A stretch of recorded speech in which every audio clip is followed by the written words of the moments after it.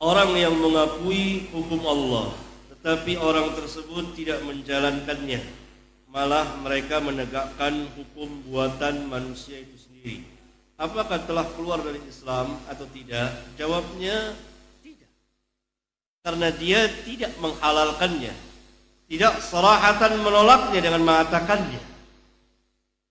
Bagaimana kita bisa menghukumi seseorang itu keluar dari Islam? Seperti orang yang menyuap riswah, berarti berhukum dengan bukan hukum Allah.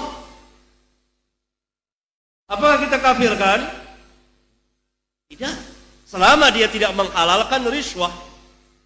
Seperti orang yang berzina, yang meminum khamr, yang berjudi, yang mencuri, dia juga tidak mengikuti hukum Allah.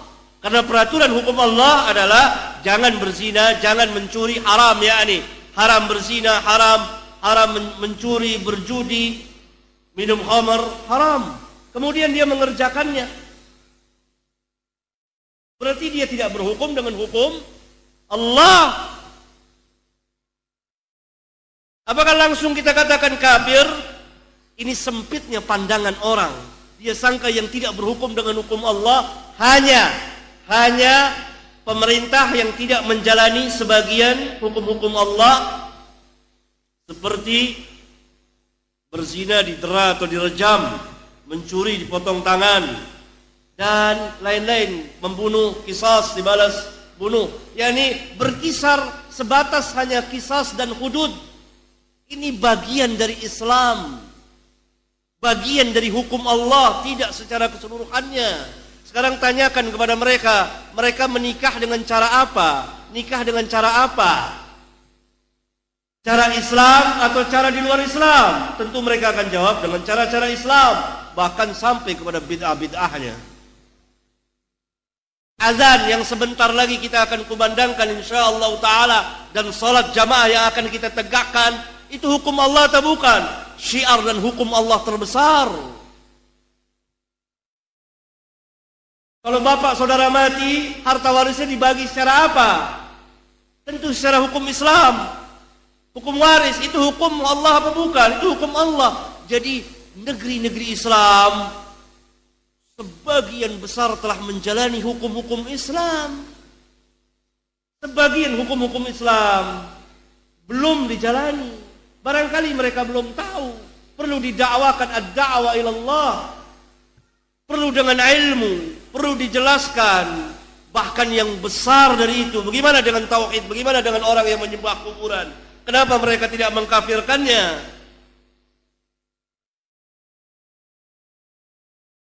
Ini salah paham, sempitnya pandangan.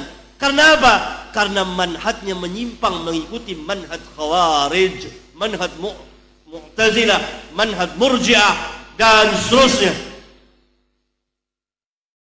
Karena itu siapa saja yang tidak berhukum dengan hukum Allah, kafir.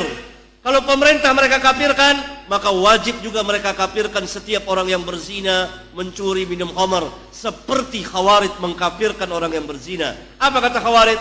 Karena dia tidak berhukum dengan hukum Allah. Hukum Allah menyatakan haram zina, haram mencuri, haram berjudi, haram minum khamar, haram ini, haram itu. Menurut para sahabat, tidak. Kalau dia menghalalkan zina, keluar dari Islam. Setelah ditegakkan hujjah kepada dia bahwa zina itu haram. Setelah dia memiliki ilmunya dan dia tahu, dijelaskan. Kalau dia tidak menghalalkannya dan dia mengerjakannya, dia tidak dikeluarkan di dalam Islam, dari Islam. Dia tetap dalam Islam, tetapi dia telah mengerjakan maksiat yang besar. Ini keadilan. Demikian juga saudara-saudara kita yang tidak berhukum dengan hukum Allah, barangkali mereka belum tahu, dijelaskan dengan ilmu, didakwakan tentang Islam yang sangat tinggi dan sangat mulia sekali, di mana orang-orang Islam sebagian tidak mengenal Islam. Semata-mata tidak mengerjakan tidak dikatakan kufur. Apalagi kalau orang itu belum tahu. Kalau dia sudah tahu, dia mengerjakan tapi dia tidak menghalalkan. Saya ulang, tidak menghalalkan dengan hatinya.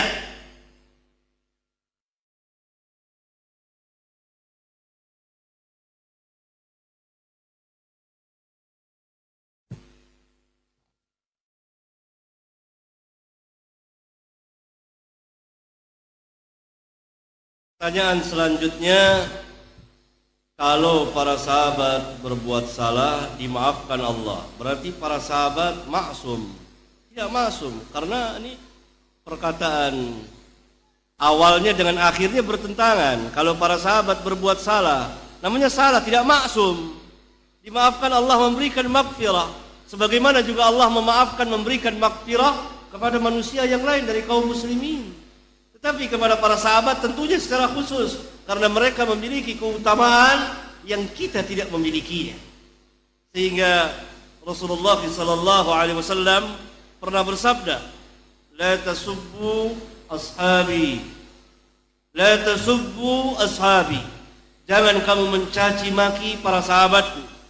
Walladzi nafsi biyadi, demi Allah yang jiwaku berada di tangannya, falau anna ahadakum anfaqa mithla uhudin dhahaban ma balagha mudda ahadihim wala nasifahu. Kalau sekiranya salah seorang di antara kamu menginfakkan emas sebesar gunung Uhud, seperti gunung Uhud, maka tidak akan mencapai derajat mereka satu mud atau setengah mud. Satu mud adalah 2 telapak tangan orang dewasa. Setengahnya tidak sampai derajat mereka. Ada orang yang menginfakkan emas sebesar gunung Uhud, banyaknya. Kalau ada di antara kaum muslimin yang menginfakkan emas sebesar gunung Uhud, belum mencapai derajat sahabat satu mud, walau mau atau setengah mud. Satu mud tidak mencapai, setengah mud gitu. Muddan wala nasifa, ma balagha mudda ahadihim wala nasifa, tidak akan mencapai derajat mereka. Tapi mereka manusia, tidak maksum, dapat salah.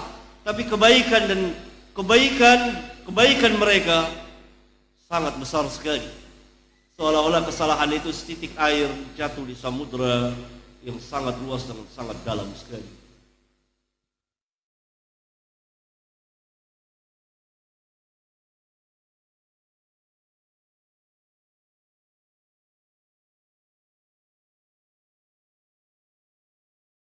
Mengapa berdoa di atas kuburan tidak boleh?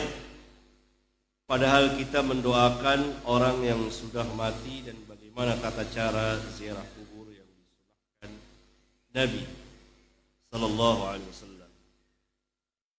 Berdoa, mendoakan orang yang telah mati, baik secara umum maupun secara khusus, baik ketika kita memasuki kuburan atau salah satu dari kuburan tersebut kita doakan, maka ini tidak terlarang karena pernah diperbuat oleh Rasulullah sallallahu alaihi wasallam. Tetapi hendaklah kita menghadap ke kiblat pertama.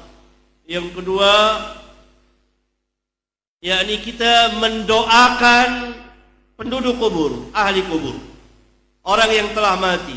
Yang terjadi adalah sebaliknya, kita meminta kepada orang yang telah mati agar mendoakan kita.